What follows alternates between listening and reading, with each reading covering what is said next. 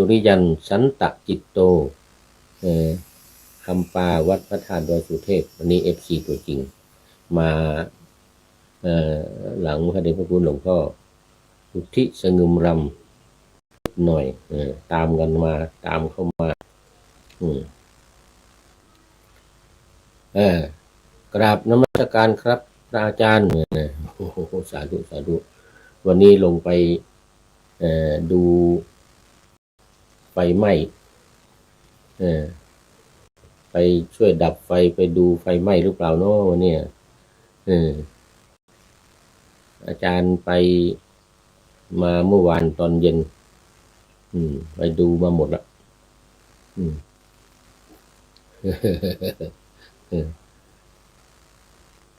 วันนี้มีข่าวประชาสัมพันธ์อะไรอีกก็บอกมาเนอะเราโมทนาสำหรับตอนนี้ก็ขอโมทนาประชาสัมพันธ์นะเจ้าภาพถวายภัตตาหารเพลและน้ำปานะแด่พระภิกษุสามเณรเข้ารับการอบรมการท่อง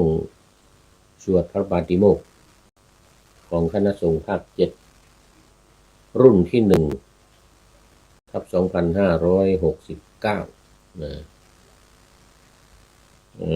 วันนี้ก็มี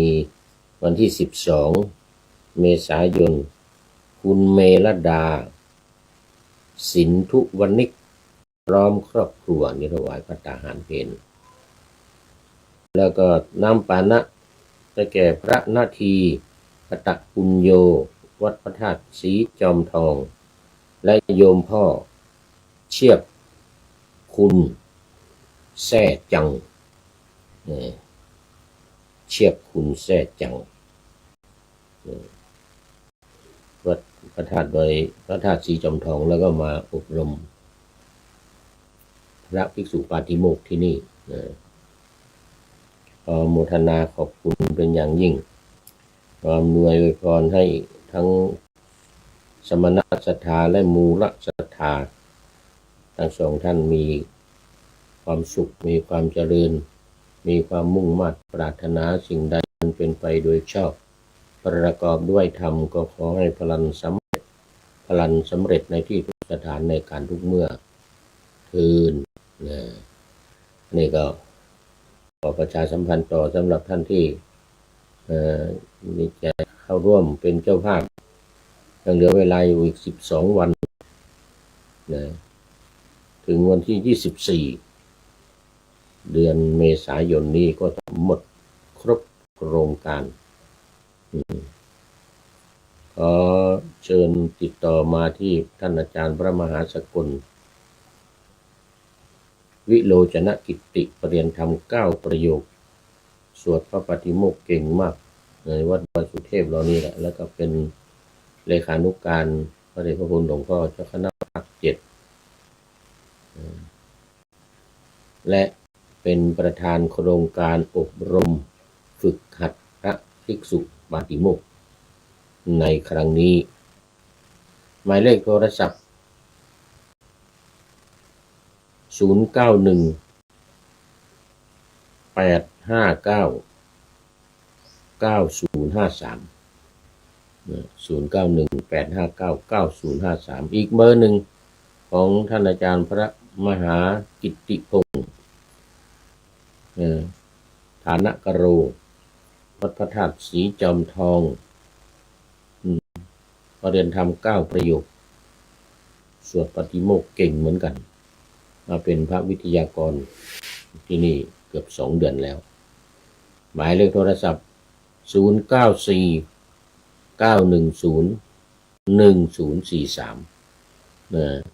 0949101043ติดต่อโดยตรงมากับท่านอาจารย์ทั้ง2 รูปแล้วก็เชิญมาร่วมประเคนฟังสวดการเจริญพุทธมนต์หรือสวดธรรมนิยามอุทิศส่วนกุศลให้ผู้ตายเป็นมัตตกพัท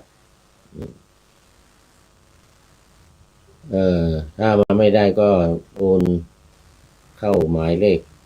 บัญชีธนาคารกสิกรไทยในนามวัดพระธาตุดอยสุเทพหมายเลขบัญชี211-280-6698211-280-6698นะตามอัธยาศัยแล้วตอนนี้ก็เข้ามาสู่เนื้อหาสาระของธรรมะแต่ว่าก่อนจะเข้าสู่เนื้อหาสาระของธรรมะนี้จะได้ขอประชาสัมพันธ์เพิ่มเติมอีกนิดหน่อยในเรื่องของเราเรียกว่า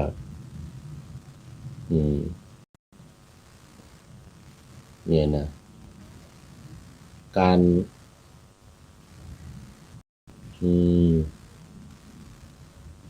ว่าร่วมกันช่วยกันนะ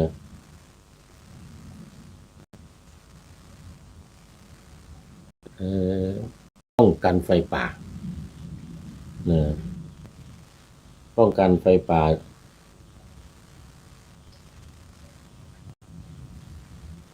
อย่าง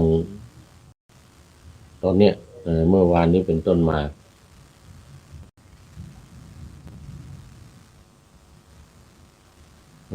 ใช่แล้วเมื่อวานนี้ตอนเช้าไฟไหม้ดอยไฟไหม้ป่าดอยสุเทพแล้วนี่แหละ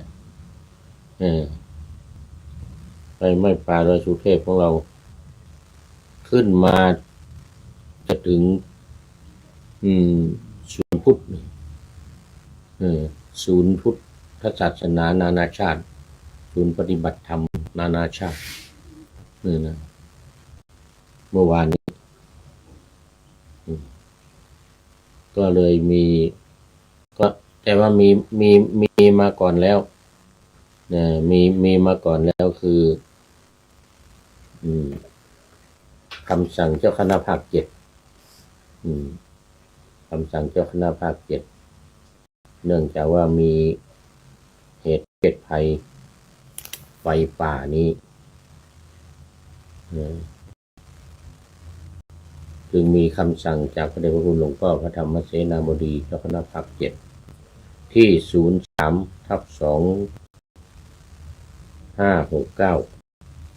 เรื่องมอบหมายให้คณะสงฆ์ร่วมมือกับหน่วยงานต่างๆเพื่อช่วยเหลือสนับสนุนการดับไฟป่าภาคเหนือด้วยในปัจจุบันได้เกิดสถานการณ์ไฟป่าและหมอกควันในพื้นที่ภาคเหนือส่งผลกระทบต่อ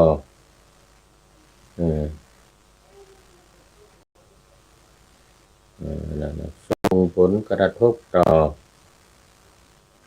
ทรัพยากรธรรมชาติสิ่งแวดล้อมสุขภาพของประชาชนตลอดความเป็นอยู่ของพระภิกษุสามเณรและพุทธศาสนิกชนโดยทั่วไปอันเป็นเหตุให้เกิดความเสียหาย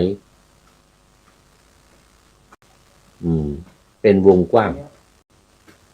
จำเป็นต้องได้รับความร่วมมือจากทุกภาคส่วนในการป้องกันแก้ไขและบรรเทาผลกระทบอย่างเร่งด่วนอาศัยอำนาจความตามมาตราในข้อ10วงเล็บ1และวงเล็บ2แห่งกฎมหาเถรสมาคมฉบับที่23พุทธศักราช2541ว่าด้วยระเบียบการปกครองคณะสงฆ์ออกตามความในมาตราพระราชบัญญัติคณะสงฆ์พ.ศ. 2505แก้ไขเพิ่มเติมโดยพระราชบัญญัติคณะสงฆ์ฉบับที่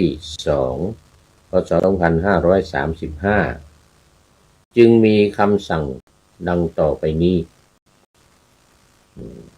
ข้อ พระสังฆาธิการทุกระดับในเขตปกครองคณะสงฆ์ภาค 7คือจังหวัดเชียงใหม่ลำพูนและแม่ฮ่องสอน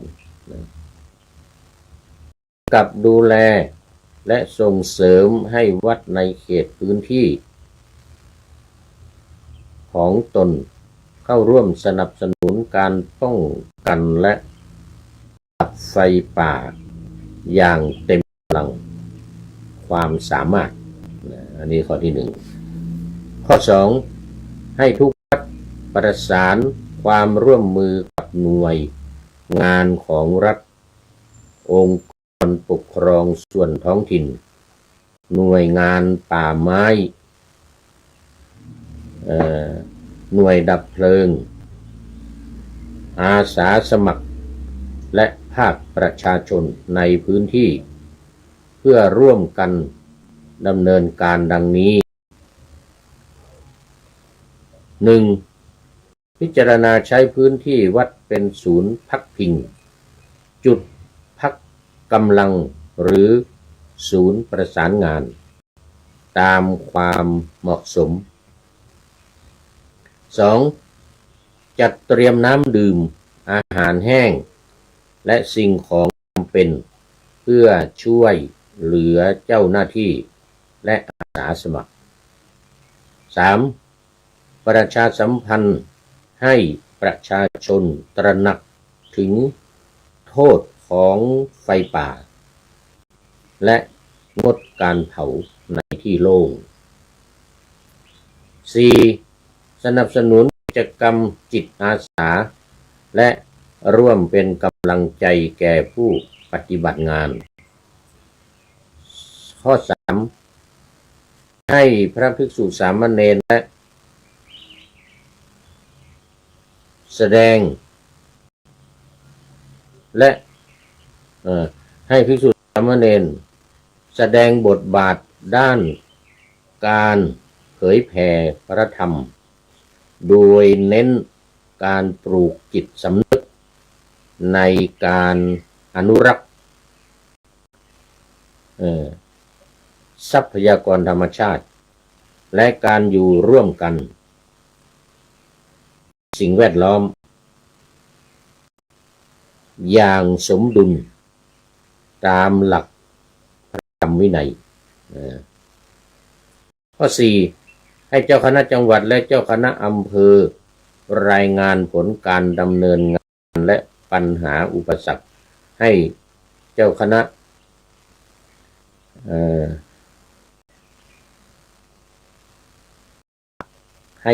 ภาคทราบ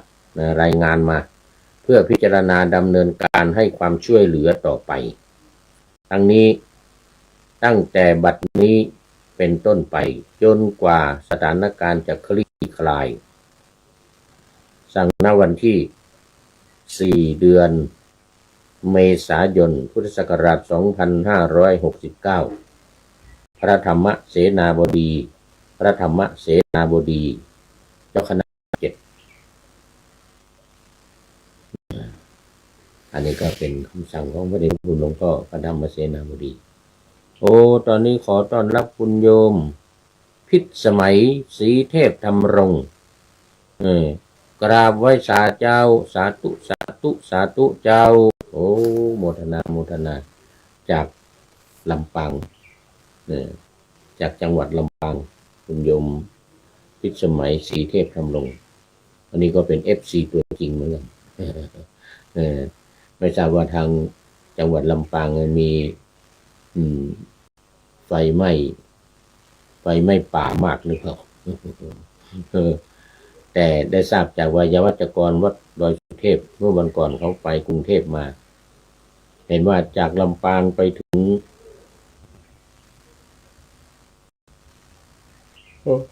ขอไป จากลำปางไปถึงจังหวัดตากลงไปทางโน้น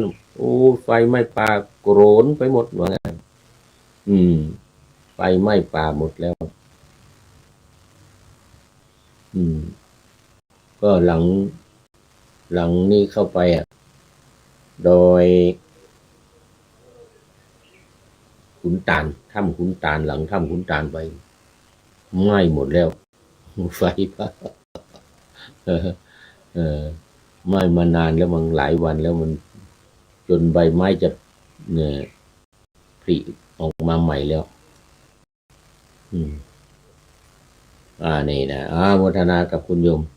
พิสมัยศรีลงในหน้าที่นี้เป็นอย่างยิ่งนี่ก็ขอขอบคุณพระเดชพระคุณหลวงพ่อพระธรรมเสนาบดีเจ้าคณะภาค7ที่ได้มีคำสั่งไปยังเจ้าคณะพระสังฆาธิการในภาค7จังหวัดเชียงใหม่ลำพูนและแม่ฮ่องสอนนะเพื่อร่วมกันหน่วยงานต่างๆมีอาสาสมัครแล้วก็หน่วยงานไฟป่าโดยเฉพาะเลยร่วมกันดำเนินการสืบต่อไปแล้วตอนนี้ก็เข้ามาสู่เนื้อหาธรรมะกันแล้วทีนี้มัวโอเอวิหารลายก็ไม่โอเอเป็นเรื่องที่สำคัญเป็นเรื่องสำคัญในการร่วมมือบำบัดขจัดปัดเป่าสาธารณภัยหรือเขาเรียกว่าอัคคีภัยโดยเฉพาะอัคคีภัยเกี่ยวกับไฟไหม้อุทกภัยน้ำท่วมและวาตภัยลมพัดสมัยน้ำท่วมนี่ก็เหมือนกันนะสมัยนั้นผู้พูดอยู่ยังอยู่ในทีมงานของคณะสงฆ์อำเภอเมืองเชียงใหม่ไปถึงนู่นรับบริจาคแล้วก็เอาสิ่งของไปแจกไปมอบผู้ประสบอุทกภัยน้ำท่วมจังหวัดลพบุรีนู่นนครสวรรค์ลงไปลพบุรีนู่นนะจังหวัดเชียงใหม่พอดีรองผู้ว่าราชการจังหวัดเชียงใหม่คุณโยมณฤมลเนี่ยนะณฤมลปารวีเนี่ยนะเป็นรองผู้ว่าราชการจังหวัดเชียงใหม่แล้วก็เป็นคนลพบุรีเป็นคนเมืองละโวเมืองของพระนางจามวีที่ลพบุรีเนี่ยนะคำว่าลบนี่ก็มาจากละวะเอาวอแหวนเป็นผ่านก็เลยเป็นลพบุรีก็แปลว่าเมืองลบเมืองละโวเมืองละโวก็คือคนคนลวกบ้านเรานี่แหละจังหวัดเชียงใหม่นี่แหละไปจากนี่คุณหลวงมะลังกะที่เชียงดาวนี่นะดอยถ้ำหลวงที่ดอยถ้ำที่ทางขึ้นไปพระบาท400เนี่ยอำเภอแม่ริมเนี่ยอำเภอแม่ริมคุณหลวงมะลังกะเจ้าเมืองเชียงใหม่สมัยนั้น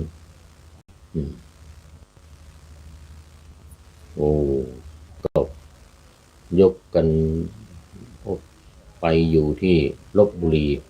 ไปอยู่เมืองละโวนะไปตั้งชื่อเมืองละโวต่อมาเราตั้งจังหวัดขึ้นก็เลยตั้งชื่อว่าลพบุรีก็ไปจัดรายการวิทยุด้วยเนี่ยไปจัดนู่นทั้งที่นครสวรรค์สุโขทัยนะเอาของไปแจกนี่นะขนลำรถกันไปเลยเอารถใส่บรรทุกไปเลยเราเอารถตู้ไปจัดรายการวิทยุไปด้วยจัดรายการวิทยุไปด้วยถึงลพบุรีนู่นนะ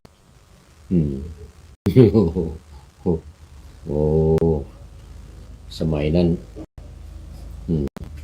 2554นะ2554นะ64และ10กว่าปีมาแล้วเนี่ย15ปีมาแล้วเนี่ยปีนั้นน้ำท่วมหนักทางภาคเหนือเราก่อนแล้วก็ลงไปภาคกลางช่วยกันอยู่หลายเนี่ยเป็นเดือน2 เดือน3 เดือนนู่นน่ะโอ้นี่อันนี้ยังกำลังเริ่มเนี่ยปีนี้กำลังเริ่มดอยสุเทพเหล่านี้ก็เนี่ยเห็นญาติโยมดอยสุเทพบอกว่าไฟไหม้มาตั้งแต่ปี2553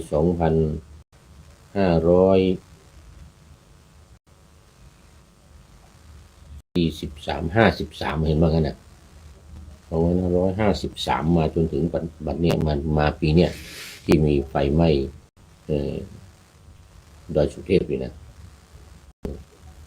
ก็10 กว่าปีมาเมื่อนั้นนะ2553 63โอ้โห16 17 ปีแล้วเอาละนะตอนนี้ก็เข้ามาสู่ธรรมะกันเลยหลักปฏิบัติเพื่อความพ้นทุกข์เนี่ยรายการนาวาวังทองเหล่านี้ก็สืบเนื่องมาจากโครงการปูทางสู่การตื่นรู้ธรรมนาวาวังแล้วธรรมนาวาวังนี่ก็มาจากสำนักศึกษาธรรมโดยธรรมนาวาจังหวัดเชียงรายของพระเดชพระคุณหลวงพ่อพระราชญาณวชิระชิโนภาสวิปัสสนาธุระ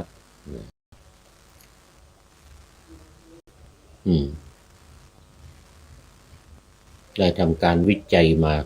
20 ปี20 ปีถึง2567จึงประสบความสำเร็จและได้แนวทางที่แน่นอนคือการท่องจำบทธรรมะที่สำคัญหลักการ4วิธีการ6ต้องท่องให้จำให้หมดท่องวันหนึ่ง1,500 ครั้ง1 วันนี่นะวันละ5,500 ครั้งอย่างน้อยได้2,000 3,000ยิ่งดีต่อวันหนึ่งนี่นะถ้าจำได้แล้วก็ทบทวนไปเรื่อยๆด้วยไม่ใช่ว่าจำได้แล้วท่องได้แล้วหยุดไม่ใช่งั้นนะต้องทบทวนไปเรื่อยๆว่าไปเรื่อยๆบ่อยๆซ้ำๆจนจำติดใจติดหูติดตาติดปากติดใจยอมรับนี่เป็นวิธีการของสำนัก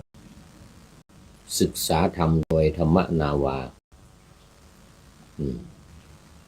สำนักศึกษาธรรมโดยธรรมนาวาตั้งแต่ปี2567พระเดชพระคุณหลวงพ่อพระธรรมเสนาบดีแล้วก็รับนโยบายจากสำนักพระราชวังมาปีนั้นนี่ปี67 68เข้าปีที่2 69นี่เข้าปีที่3แล้วเข้าปีที่3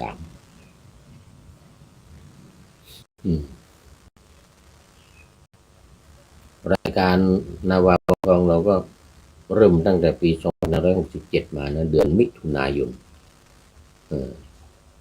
นี่ก็ครบปีไปทีหนึ่งเมื่อ2568มิถุนายน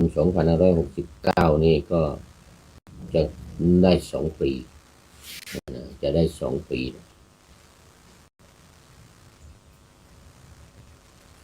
มาพูดถึงหลักการวันนี้เมื่อตอนเช้าวันนี้ก็เริ่มมาได้2 ข้อ1กับข้อ2หลักปฏิบัติเพื่อความพ้นทุกข์ข้อ1กับข้อ2เดี๋ยวอ่านทบทวนข้อ1กับข้อ2หน่อยแล้วเราจะมาต่อข้อที่3แล้วในต่อข้อที่3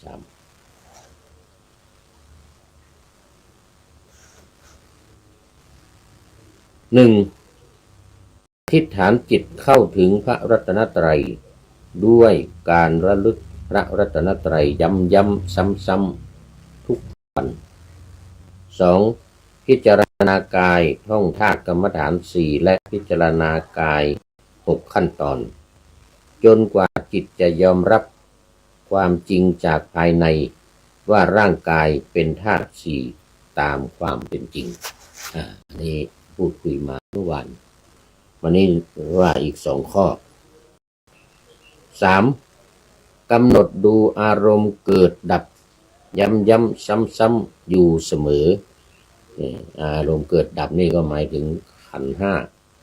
ดับเกิดดับสัญญาจะถามว่าดับของอะไรดับก็หมายถึงว่าร่างกายนี้รูปเวทนาสัญญาสังขารและวิญญาณเนี่ยพิจารณาซ้ำๆบ่อยว่ามันเกิดมันดับเป็นธรรมชาติเกิดขึ้นตั้งอยู่ดับไปตามนิยามของธรรมะที่เราเรียกกันว่าธรรมนิยามนะเกิดขึ้นตั้งอยู่ดับไปนี่เป็นข้อที่ 3ดูอารมณ์นี้ก็หมายถึงความโลภความโกรธความหลงเนี่ยอันนี้เขาเรียกว่าอารมณ์ที่เกิดขึ้นกับใจของเราความอยากความต้องการเป็นเรียกว่าเป็นอารมณ์อย่างความโกรธมีใครทำอะไรไม่ถูกใจก็โกรธเป็นฟืนเป็นไฟขึ้นมาอย่างเงี้ยอย่างนี้เรียกว่าต้องพิจารณาต้องพิจารณาอารมณ์นั้นอารมณ์ความรักเกิดขึ้นเห็นสิ่งนั้นสิ่งนี้สวยงามก็รักก็ชอบผู้หญิงเห็นผู้ชายหล่อๆก็รักก็ชอบอย่างเงี้ยอันนี้เขาเรียกว่าอารมณ์มันเกิดขึ้นกับใจเมื่อสัมผัสเมื่อเห็นสิ่งใดสิ่งหนึ่งแล้วอารมณ์เกิดขึ้นเดี๋ยวมันจะมีหัวข้อว่าทักอารมณ์นะ 4. ทำความเข้าใจอริยสัจสี่กับอารมณ์ที่เกิดดับบนจิตใจและจับอารมณ์ลงขันธ์ห้าพร้อมกับรู้ขันธ์ห้าเกิดดับผ่านอริยสัจทำย้ำซ้ำๆจนกว่าจิตจะเกิดความรู้แจ้งย้ำซ้ำๆจนกว่าจิตจะเกิดความรู้แจ้งรู้สึกว่ามันจะมืดหน่อยนะลืมเปิดไฟเดี๋ยวเราเปิดไฟแป๊บหนึ่ง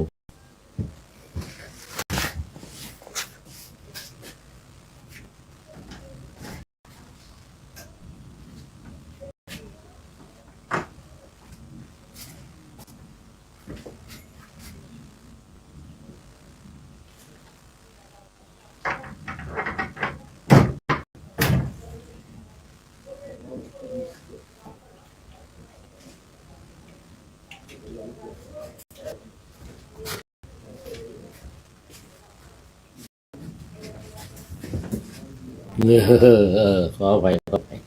นี่เห็นไหมสว่างแล้วเมื่อกี้มืดไม่ทันสังเกตไม่ทันสังเกตเลยเห็นไม่ชัดหน้าดำข้างหนึ่งมาข้อที่ 4ก็ดังได้กล่าวไว้ว่าหลักการ4เนี่ยหลักการ4ข้อที่ 4นี่ทำความเข้าใจอริยสัจ4กับอารมณ์ที่เกิดดับบนจิตใจและจับอารมณ์ลงขันธ์ห้าพร้อมกับกำหนดรู้ขันธ์ห้าเกิดดับผ่านอริยสัจทั้ง4ทำย้ำซ้ำๆจนกว่าจิตจะเกิดความรู้แจ้งจิตจะยอมรับอาการเกิดดับตามความเป็นจริงอย่างแท้จริงนะเป็นการยอมรับอย่างแท้จริงคราวนี้เรื่องของอารมณ์นี่มาดูนิดหน่อยว่าการทักอารมณ์เนี่ยมาดูการทักอารมณ์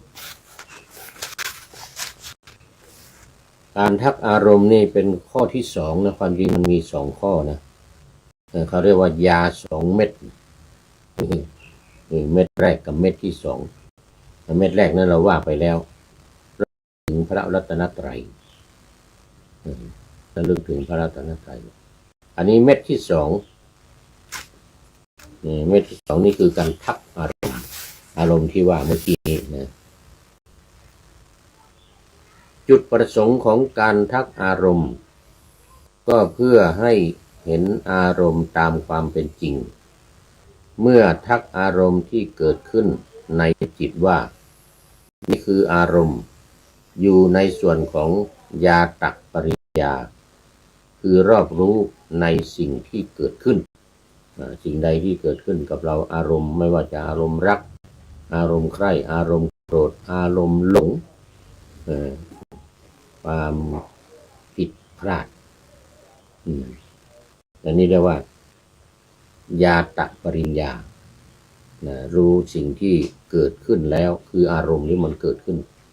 ก็ให้รู้ตามแล้วไม่ต้องทำอะไรให้ดูอย่างเดียวดูอย่างเดียวรู้ตามไปว่ามันเกิดนะอันนี้อารมณ์นี้กำลังเกิดนะอารมณ์นี้กำลังดับนะนี่เรียกว่ารู้อารมณ์กำหนดอารมณ์เรียกว่าญาตปริญญาเมื่อเห็นอารมณ์แล้วกำหนดอารมณ์ลงขันธ์พร้อมทั้งพิจารณายกอารมณ์กับขันธ์ให้เห็นแจ้งอยู่ในส่วนของตีรณปริญญาตีรณปริญญาคือรอบรู้ในเป็นไปของสิ่งที่เกิดขึ้นด้วยการพิจารณาไม่ต้องไปแก้ไขหรือไปเปลี่ยนแปลงหรือไปอะไรเพียงแต่ดูมันว่าในช่วงนี้เป็นขณะที่มันตั้งอยู่เขาเรียกตีรณปริญญานี่นะมันกำลังเป็นไปเนี่ยคือมันจะมีการเกิดขึ้นตั้งอยู่แล้วก็ดับไปขณะที่มันตั้งอยู่นั้นมันก็มีการเปลี่ยนแปลงอารมณ์ของเราที่เกิดขึ้นเนี่ยมันก็จะเกิดดับอย่างอารมณ์โกรธเนี่ยอารมณ์โกรธเกิดขึ้นอีกสักประเดี๋ยวก็มีสิ่งใดสิ่งหนึ่งเข้ามาเปลี่ยนแปลงได้เช่นโกรธอยู่จัดมีคนมาพูดไพเราะอ่อนหวานขอโทษอะไรอย่างเงี้ยนะจากความโกรธก็หายโกรธอย่างนี้ก็เรียกว่าอารมณ์มันแปรมันเปลี่ยนไปขณะที่ยังไม่ดับขณะที่ยังไม่ดับขณะที่มันตั้งอยู่เนี่ยอารมณ์ก็จะเปลี่ยนแปลงไปอย่างนี้เขาเรียกว่าตีรณปริญญารู้ความเป็นไปของอารมณ์ที่กำลังเกิดขึ้นคราวนี้ข้อที่สามเมื่อเห็นอารมณ์นั้นดับไปด้วยตัวของอารมณ์นั้นเองมันดับไปเองนะผู้รอบรู้ในอารมณ์มาตั้งแต่แรกย่อมเห็นความดับไปของอารมณ์นั้นด้วยคือสังเกตดูว่ามันตั้งแต่เกิดขึ้นมาเนี่ยนะแต่มันก็ดับไปเนี่ยเราก็ต้องรู้ว่าตรงนี้ขณะนี้มันดับไปนะอันนั้นด้วยอยู่ในส่วนของปหานปริญญาปหานแปลว่าละแปลว่าละแปลว่าประหารคือการละด้วยปหานปริญญาคือรอบรู้ถึงการดับลงไปของอารมณ์อารมณ์ที่มันดับลงไปนะเราก็รู้มันอีกรู้ว่าตอนนี้มันดับไปแล้วความโกรธมันดับไปแล้วอย่างนี้ฉะนั้นการทักอารมณ์ไม่ใช่เพื่อต้องการให้อารมณ์นั้นดับไปแต่เพื่อให้เห็นอารมณ์นั้นตามความเป็นจริงเมื่อเห็นความเป็นจริงทั้งหมดก็ได้ปริญญาทั้งสามโดยชอบธรรมแล้วก็สรุปได้ก็คือญาตปริญญารอบรู้ว่ามันมีอารมณ์เกิดขึ้นแล้วก็สองตีรณปริญญามันเป็นไปเกิดขึ้นแล้วมันเป็นไปอย่างนี้อย่างนี้อย่างนี้มันตั้งอยู่อย่างนี้แล้วก็เปลี่ยนแปลงไปอย่างนี้แล้วก็สามปหานปริญญาคือรู้ว่าการจะต้องละอารมณ์นั้นที่มันเกิดขึ้นรู้ถึงการดับลงไปของอารมณ์นั้นอันเรียกว่าปหานปริญญา ดังนั้นการทักอารมณ์เนี่ยมันจึงเกิดขึ้นนะเพื่อที่จะให้มันเป็นไปตามสภาพหรือสภาวะตามความเป็นจริงไม่เข้าไปดัดแปลงหรือมาเข้าไปแก้ไขอะไรเพียงแต่ให้รู้เท่านั้นเองเรียกว่าปริญญาทั้งสามนะรู้ว่ามันเกิดขึ้นแล้วก็รู้ว่ามันตั้งอยู่แล้วก็รู้ว่ามันดับรู้ว่ามันดับไปอันนี้เรียกว่าปหานปริญญาสรุปแล้วก็คือญาตปริญญารู้ว่ามีอารมณ์เกิดขึ้นสองตีรณปริญญารู้ว่าเกิดขึ้นแล้วมันเป็นไปอย่างไรและสามปหานปริญญารอบรู้ถึงการดับลงไปของอารมณ์คือปล่อยให้มันดับเองนะไม่ใช่ว่าเราไปดับมันนะเพียงแต่รู้ไว้มันดับมันก็ดับของมันไปเองเราจะตั้งใจเราจะดับมันยังไงมันก็ไม่ดับหรอกมันยากลำบากยิ่งความโกรธเนี่ยเราจะกำหนดยากมากกำหนดไม่ทันมันโกรธไปแล้วมันกำหนดไม่ทันว่าจะมาแก้ไขได้จะมาเลิกได้เนี่ยโอ้โหเป็นเรื่องยากมากนั่นก็จำไว้ทั้งสามอย่างนี้คือญาตปริญญาตีรณปริญญาแล้วก็ปหานปริญญาอารมณ์ที่เกิดขึ้นนี่เรียกว่าความรู้อารมณ์นั้นถ้าเกิดขึ้นแล้วเราไม่รู้ตามไม่ทันก็เรียกว่าไม่มีประโยชน์กันอารมณ์มันเกิดขึ้นมาแล้วโดยหาประโยชน์ไม่ได้อันนี้ก็เสริมเข้ามาในวิธีการข้อที่หนึ่งเหมือนเดิมข้อที่สองเหมือนเดิมยังไงข้อที่หนึ่งก็คือระลึกถึงพระรัตนตรัยระลึกถึงพระรัตนตรัยและทักอารมณ์รู้ถึงว่ามันเกิดขึ้นแล้วมันเป็นไปอย่างไรก็ทักมันไปตามนั้นทีนี้การทักอารมณ์เนี่ยเช่นทักว่าเมื่ออารมณ์เกิดขึ้นความโกรธขึ้นก็รู้ว่านี่มันเป็นอารมณ์แล้วก็สองเมื่ออารมณ์กำลังเกิดขึ้นกับจิตของเราเนี่ยนะก็ให้รู้ว่าตอนนี้อารมณ์มันเกิดขึ้นกับจิตของเรานะอันนี้ข้อที่สองข้อที่สามจิตกำลังมีอารมณ์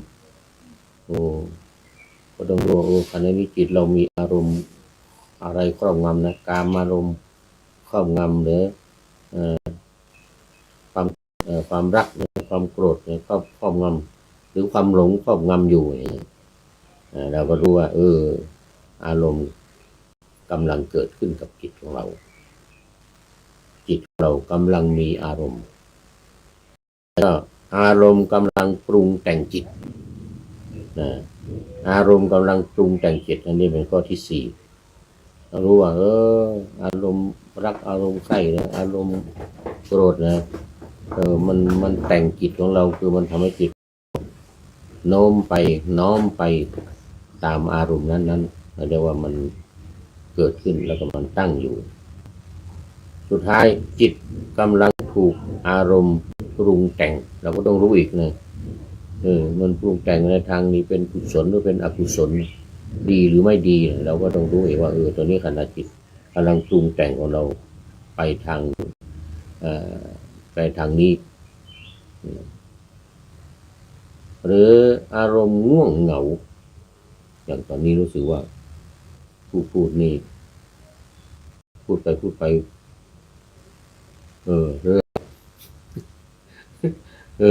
มื่อกี้นี่หลับไปนิดหนึ่งขณะที่พูดอยู่เนี่ยเพราะนั้นการทักอารมณ์เนี่ยก็ต้องรู้ว่าตอนนี้อารมณ์อะไรมันเกิดขึ้นกับจิตของเราอารมณ์ความง่วงมันเกิดขึ้นกับจิตของเรานะแต่ต้องดูไปนะดูอารมณ์นี่ว่ามันกำลังปรุงจิตของเราอยู่เนี่ยดูไปอย่าไปทำลายหรือว่าอย่าไปอยากให้มันหายนะแต่ต้องให้ดูแล้วมันจะหายเองของมันหาย ย้ายไปเองมันเปลี่ยนไปเองอันนี้คือความสำคัญของการทักอารมณ์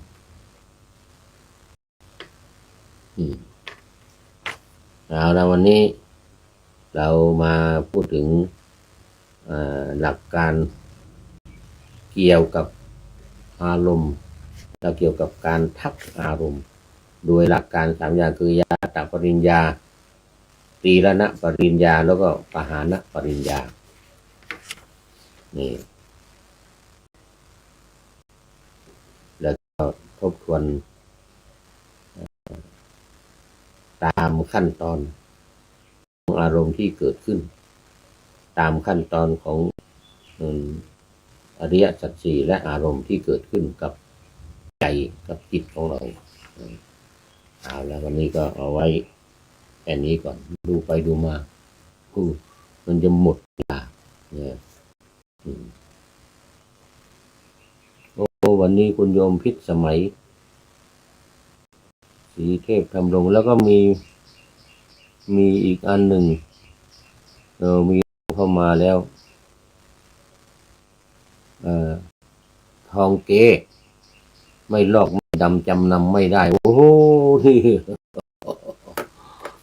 ไม่ลอกไม่ดำจำนำไม่ได้อันนี้เป็นทองเก๊ตอนนี้บวชเป็นพระแล้วอยู่ที่จังหวัดชุมพรเดิมอยู่นครศรีธรรมราชนะแล้วก็ตอนนี้มาบวชดูแลอาจารย์ป่วยอาพาธเขาเรียกอาพาธเป็นพระเนี่ยเขาเรียกอาพาธติดเตียงอาพาธติดเตียงอยู่ที่จังหวัดชุมพรอยู่ที่วัดถ้ำอะไรสักอย่างหนึ่งนะเหมือนเมื่อกี้นี้โยมฝนศรีลาจากอำเภอแม่แจ่มจังหวัดเชียงใหม่ก็ไลน์เข้ามาบอกว่าโอ้ตอนนี้ไม่ค่อยมีเวลาฟังรายการของอาจารย์เหมือนกันนะเพราะว่าไปดูแลแม่ซึ่งป่วยติดเตียงอยู่นี่ที่อำเภอแม่แจ่มนี่นะละตอนนี้ก็มาดูท้ายรายการข้อคิดท้ายรายการวันนี้คุณโยมพิษสมัยสีเทพทำลงFC ตัวจริงท่านสุริยันสันตกิจโตแล้วก็พระเดชพระคุณหลวงพ่อสุทธิสงึมดำที่เข้ามาแล้วในวันนี้มันเป็นวันหยุดน่าจะไม่ค่อยอยู่บ้านอยู่ช่องกันจะมีงานนั้นงานนี้โดยเฉพาะงานขาวดำช่วงที่ถ้าเป็นงานขาวดำก็ยังไปสู่ศาลไปป่าช้าอย่างเงี้ยนะงานขาวดำก็เลย FC ยังไม่ค่อยมีเข้ามามากขอโมทนากับโยมพิษสมัยสีเทพทำลงเข้าสู่เส้นชัยของรายการวันนี้เป็นท่านสุดท้ายเอาแล้วตอนนี้มาดูข้อคิดท้ายรายการวันนี้จากไหนหนอแลฮอตนิวโอ้นี่จากฮอตนิวนะเป็นภาษาอังกฤษใช่ไหมนะฮอตนิวคือข่าวด่วนข่าวด่วนเขามีศัพท์เรียกอีกอย่างหนึ่งว่าภาษาอังกฤษนะเรียก breaking news ข่าวด่วนอันนี้ฮอตนิวโอ้ด่วนด้วยแล้วก็ใหม่ๆสดร้อนข่าวร้อนฮอตแปลว่าร้อนแปลว่าข่าวใหม่ๆสดเลยวันนี้มีข่าวอะไรใหม่ๆสดดูหยุดยิงไม่ได้แปลว่าจบแต่ไม่พักมือเนี่ยว่าโอ้โหสุดยอดเลยซึ่งตอนนี้มันกำลังมีการเจรจากันเกิดขึ้นโดยตกลงกันว่าหยุด2 สัปดาห์ตั้งแต่วันที่8มาแล้วตั้งแต่วันที่8มา2 สัปดาห์นี่นะแต่ปรากฏว่าไอ้ที่มันฮอตร้อนนี่ก็คือเนี่ยเกี่ยวกับอิสราเอลคือป ไอ้นายกของอิสราเอลคือเนทันยาฮูเนทันยาฮูเนี่ยทำผิดข้อตกลงโดยอ้างว่าไม่ผิดไม่รู้ว่ามันเกี่ยวข้องกันเราคิดว่ามันไม่เกี่ยวข้องกันระหว่างอิหร่านกับสหรัฐเหมือนกันนะผมจะลืมคิดไปว่าตัวเองก็ร่วมกันกับสหรัฐตัวเองก็ร่วมกันกับสหรัฐดังนั้นมันก็จึงเกี่ยวข้องกันเมื่อวันซืนวันที่9ยังไม่ถึงครึ่งวันเปิดฮอร์มุซเปิดช่องแคบฮอร์มุซได้สักครึ่งวันอิสราเอลไปยิงถล่มเลบานอนอีกทั้งที่ว่าในจำนวน10 ข้อนั้นนะมันมีเลบานอนอยู่ด้วยเพราะมันเกี่ยวเนื่องกันหมดในตะวันออกกลางก็เห็นว่าอิสราเอลว่าไม่เกี่ยวกับเลบานอน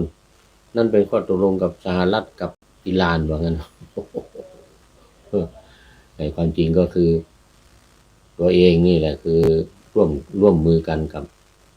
สหรัฐไงถ้าตัวเองไม่ทำสหรัฐก็ไม่มาแต่ว่าตอนนี้ก็เลยเบี้ยวกติกาที่ตกลงกันว่าจะหยุด2 อาทิตย์ก็ปรากฏว่าไม่ได้หยุดยิงกันตอบโต้กันไปมา